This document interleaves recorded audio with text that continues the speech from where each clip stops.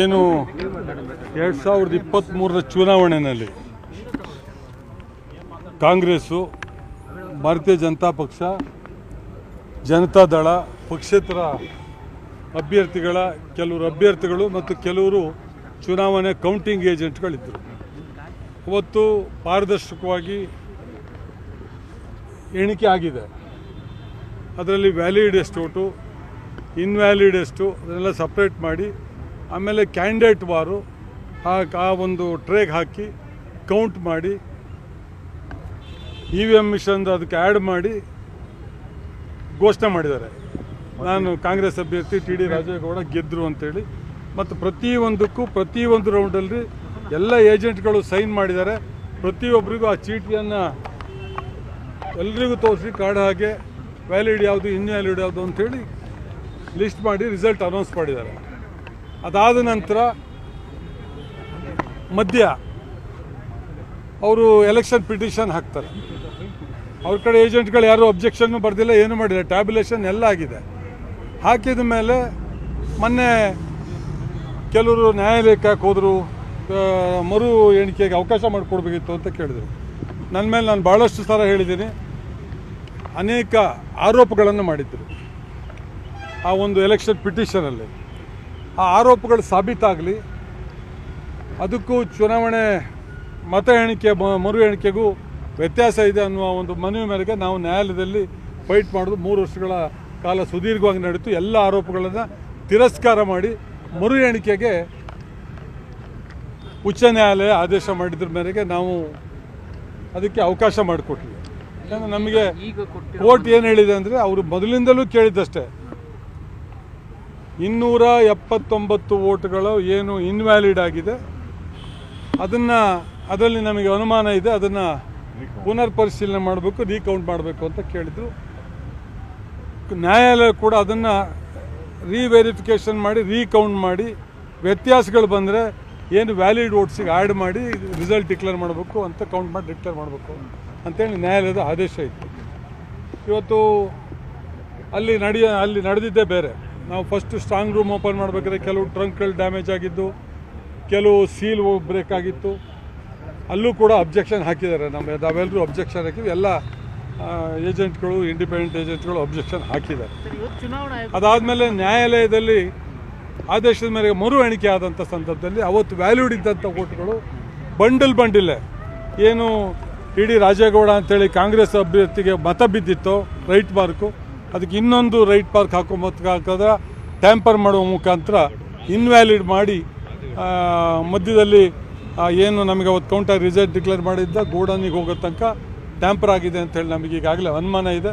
ಹಾಗಾಗಿ ನ್ಯಾಯಯುತವಾದಂಥ ತನಿಖೆ ಆಗಬೇಕು. ಆ ತನಿಖೆಯಲ್ಲಿ ಏನು ಸತ್ಯಾಸತ್ಯತೆ ಇದೆ ಅದು ಹೊರಗೆ ಬರಬೇಕು ಅನ್ನುವ ಮನವಿಯನ್ನು ನಾವು ರಾಜ್ಯ ಚುನಾವಣಾ ಆಯೋಗ ಮತ್ತು ಕೇಂದ್ರ ಚುನಾವಣಾ ಆಯೋಗದವರಿಗೆ ನಾವು ಮನವಿ ಮಾಡಿದ್ದೇವೆ. ಚುನಾವಣಾ ಆಯೋಗದವರು ಸೆಂಟ್ರಲ್ ಎಲೆಕ್ಷನ್ ಕಮಿಷನ್ ಅವರಿಗೆ ನಿಮ್ಮ ಮನವಿಯನ್ನು ಕಳಿಸ್ಕೊಡ್ತೀವಿ ಅಂತ ಹೇಳಿದ್ದಾರೆ. ನಾವು ನ್ಯಾಯ ಒದಗಿಸ್ಕೊಡಿ. ಇನ್ನು ಮುಂದೆ ಇವತ್ತು ನನಗೆ ಮಾತ್ರ ಅಲ್ಲ, ಕಾಂಗ್ರೆಸ್ ಅಭ್ಯರ್ಥಿಯ ಮಾತಾಡಿ ಅಂತಲ್ಲ, ಯಾರಿಗೂ ಭಾರತೀಯ ಜನತಾ ಪಕ್ಷದಲ್ಲಿರ್ಬೋದು, ಪಕ್ಷೇತರರು ಇವತ್ತು ಇಡೀ ದೇಶದಲ್ಲಿರ್ತಕ್ಕಂಥ ಯಾವುದೇ ಪಾರ್ಟಿಗಳಿರ್ಬೋದು, ಯಾರಿಗೂ ಈ ರೀತಿಯ ಅನ್ಯಾಯ ಆಗಬಾರ್ದು. ಬಹುಶಃ ಇಡೀ ದೇಶದಲ್ಲಿ ಮಾತ್ರ ಅಲ್ಲ, ಪ್ರಪಂಚದಲ್ಲೂ ಎಲ್ಲೂ ಈ ರೀತಿಯ ಟ್ಯಾಂಪರಿಂಗು, ಈ ರೀತಿಯ ಅನ್ಯಾಯ ಆಗಿಲ್ಲ. ಮುಂದೆ ಇದಕ್ಕೆ ಸರಿಯಾದ ಕಾನೂನಾತ್ಮಕ ಕ್ರಮ ತಪ್ಪಿತಸ್ಥರ ಮೇಲೆ ಯಾರ್ಯಾರೇ ತಪ್ಪು ಮಾಡಲಿ, ನಾನು ತಪ್ಪು ಮಾಡಿದ ಮೇಲೆ ನನ್ನ ಮೇಲೆ ಕಾನೂನಾತ್ಮಕ ಎಲೆಕ್ಷನ್ ಕಮಿಷನ್ ಮೇಲೆ ನಮಗೆ ನಂಬಿಕೆ ಇದೆ. ಕೇಂದ್ರ ಇರ್ಬೋದು, ರಾಜ್ಯದ ಎಲೆಕ್ಷನ್ ಕಮಿಷನ್ ಮೇಲೆ ನಂಬಿಕೆ ಇದೆ. ಇದಕ್ಕೆ ಸರಿಯಾದಂಥ ಒಂದು ಕಾನೂನು ಕ್ರಮ ಆಗದಲ್ಲೇ ಇದ್ದರೆ ಮುಂದೆ ಏನೂ ಆಗ್ಬೋದು. ಈ ದೇಶದಲ್ಲಿ ಏನು ಬೇಕಾದ್ರೂ ಆಗ್ಬೋದು. ಇಲ್ಲ, ಅವಾಗ ಈಗ ನಾವು ಹೈಕೋರ್ಟ್ ಆದೇಶದ ಮೇಲೆ ನಾವು ಅಪೀಲ್ ಹೋಗ್ಬೋಯಿತ್ತು. ನಮಗೆ ಈ ಥರ ಆಗಿದೆ ಅಂತ ಗೊತ್ತಿಲ್ಲ. ನಮಗೆ ನಮ್ಮ ಮೇಲಿರೋ ಅಲಿಗೇಷನನ್ನು ಹೈಕೋರ್ಟಲ್ಲಿ ವಜಾ ಮಾಡಿದರು. ಮರು ಎಣಿಕೆಗೆ ಆದೇಶ ಮಾಡಿದ್ರು. ಮರು ಎಣಿಕೆ ಮೇಲೆ ನಮಗೆ ನಂಬಿಕೆ ಇತ್ತು, ಸಂಪೂರ್ಣ ವಿಶ್ವಾಸ ಇತ್ತು. ನಮ್ಮ ಏಜೆಂಟ್ಗಳ ಮೇಲೆ ಎಲ್ಲರೂ ನಾವು ಕನ್ಸಲ್ಟ್ ಮಾಡೋದು. ಯಾವುದೇ ರೀತಿ ಚುನಾವಣೆಯಲ್ಲಿ ವ್ಯತಿರಿಕ್ತ ಪರಿಣಾಮ ಬೀರೋದಿಲ್ಲ. ಏನು 279 ರಿಜೆಕ್ಟೆಡ್ ವೋಟ್ಸ್ ಇದ್ದಾವೆ, ಅದರಲ್ಲಿ 1, 2, 3 ವ್ಯತ್ಯಾಸ ಆಗ್ಬೋದು ಕಣ್ ತಪ್ಪಿದ್ದ. ಅವುಗಳನ್ನ ಇವತ್ತು ಆಡ್ ಮಾಡೋದು ಬಿಟ್ಟರೆ ಬೇರೆ ಏನು ಆಗೋದಿಲ್ಲ ಅಂತ ತಿಳ್ಕೊಳ್ದು. ನಮಗೆ ಬಿದ್ದಂಥ ಏನು ಏನು ವ್ಯಾಲಿಡ್ ವೋಟ್ಸ್ ಇತ್ತು ಅದನ್ನು ಇನ್ವ್ಯಾಲಿಡ್ ಮಾಡ್ತಾರೆ ಅಂತೇಳಿ ಕನ್ಸಲ್ಲಿ ಯಾರೂ ನಂಬಿರಲಿಲ್ಲ. ಟ್ಯಾಂಪರಿಂಗ್ ಆಗಿದೆ. ನಾನಿಷ್ಟೇ ಫೋರೆನ್ಸಿಕ್ ಅಲ್ಲಿ ಕಳಿಸ್ಬಿಟ್ಟು ಅದನ್ನು ತನಿಖೆ ಆಗಲಿ, ಇದು ನ್ಯಾಯಾಲಯದಲ್ಲಿ ಉನ್ನತ ಮಟ್ಟದಲ್ಲಿ ಈಗ ಅದು ಮಾಡಿದ್ದಕ್ಕೆ ಅದಕ್ಕೆ ಆಗಲೇ ಅವರು ತಡೆಗೆ ಹೋಗಿದ್ದಾರೆ. ಅದು ಇವತ್ತು ಕೂಡ ನ್ಯಾಯಾಲಯದಲ್ಲಿ ಚರ್ಚೆ ಇದೆ. ಅದಕ್ಕೆ ಸರ್ಕಾರ ಅದು ಚುನಾವಣೆ ಆಯೋಗ ಅದು ಆದೇಶ ಕೊಡಬೇಕು, ಅನುಮತಿ ಕೊಡಬೇಕು ಅನ್ನೋದಿದೆ. ಅದು ಕಾನೂನಾತ್ಮಕ ವಿಚಾರಗಳು ನನಗೆ ಸರಿಯಾಗಿ ಮಾಹಿತಿ ಇಲ್ಲ. ಅದು ಕಾನೂನಾತ್ಮಕವಾಗಿ ತನಿಖೆ ಆಗ್ತದೆ. ಎಲೆಕ್ಷನ್ ಕಮಿಷನ್ ಅನ್ನ ಬಳಸ್ಕೊಂಡಿದೆ ಅನ್ನೋದು ಈಗ ವೆಸ್ಟ್ ಬೆಂಗಾಲ್ ಚುನಾವಣೆಗೂ ಇದೇ ಆರೋಪ ಮಾಡ್ತಿರುವಂಥದ್ದು. ಆ ರೀತಿ ಇಲ್ಲೂ ಕೂಡ ಚುನಾವಣಾ ಆಯೋಗನ ಬಳಸ್ಕೊಂಡಿದೆ ಅಂತ ನಿಮ್ಗೇನಾದರೂ ಅನಿಸ್ತಾ ಇದೆ? ನಮಗೆ ಇಲ್ಲಿ ಚುನಾವಣೆ ಆಯೋಗವನ್ನು ಬಳಸ್ಕೊಂಡಿದ್ದಾರೆ ಅಂತ ಯಾವುದೇ ಅನುಮಾನ ಇಲ್ಲ. ಅಲ್ಲಿಯ ಕೆಲವರು ಏನು ಈ ರೀತಿಯ ಕೃತ್ಯಗಳನ್ನು ಅಲ್ಲಿ ಮಾಡಿದ್ದಾರೆ. ಕೆಲವರು ಅಧಿಕಾರಿಗಳು ಇರ್ಬೋದು ಅಥವಾ ಒಂದು ಕೆಲವು ಪಕ್ಷದ ಅವರು ಇರ್ಬೋದು, ಅಲ್ಲಿ ಮಾಡಿದ್ದಾರೆ ಅನ್ನೋ ಅನುಮಾನ, ಸಂಪೂರ್ಣ ಅನುಮಾನ ಇದೆ. ಅದು ಆಗಿದೆ, 100% ಮಾಡಿದ್ದಾರೆ. ಮಾಡಿರೋದ ಮೇಲೆ ನೋಡಿ ಕಾಣ್ತದೆ. ತನಿಖೆ ಅದರೆಲ್ಲ ಸತ್ಯಾಸತ್ಯತೆ ಹೊರಗೆ ಬರ್ತದೆ. ಯಾರೇ ತಪ್ಪು ಮಾಡಲಿ, ನಾನು ಅದನ್ನೇ ಹೇಳೋದು, ಯಾರು ತಪ್ಪು ಮಾಡಿದ್ದಾರೆ ಅವ್ರಿಗೆ ಶಿಕ್ಷೆ ಆದರೆ ಇನ್ನು ಮುಂದೆ ಇಂಥವು ಆಗೋದಿಲ್ಲ. ಈಗ 211 ಮತಗಳು ಅಂತರದಲ್ಲಿ ಗೆದ್ದಿದ್ದನ್ನ ಈ ಥರ ಮಾಡಿದರೆ ಇನ್ನು ನಾಳೆ 1, 2, 3, 4 ಮತಗಳಲ್ಲಿ ಗೆದ್ದಂಥವ್ರು 201, 2, 3 ಮತಗಳು ಗೆದ್ದಂಥವ್ರ ಪರಿಸ್ಥಿತಿಯನ್ನು ಮರಿ ಎಣಿಕೆಯಲ್ಲಿ ಏನು ಅವ್ರು ಕೇಳಿದ್ರು ಇನ್ವ್ಯಾಲಿಡ್ ಪೋಸ್ಟಲ್ ಬ್ಯಾಟಲ್ಲಿ ಮತ್ತೆ ನನಗೆ 2 ಓಟ್ ಹೆಚ್ಚು ಬಂದಿದೆ ಅಲ್ಲೂ ಕೂಡ. ಹಾಗಾಗಿ ಇದು ತನಿಖೆ ಆಗಬೇಕು ಅನ್ನುವ ಒಂದು ಮನವಿಯನ್ನು ಮಾಧ್ಯಮಗಳ ಮುಖಾಂತರ ಚುನಾವಣೆ ಆಯೋಗಕ್ಕೂ ಮನವಿ ಮಾಡ್ತೇನೆ, ಸರ್ಕಾರಕ್ಕೂ ಮನವಿ ಮಾಡ್ತೇನೆ.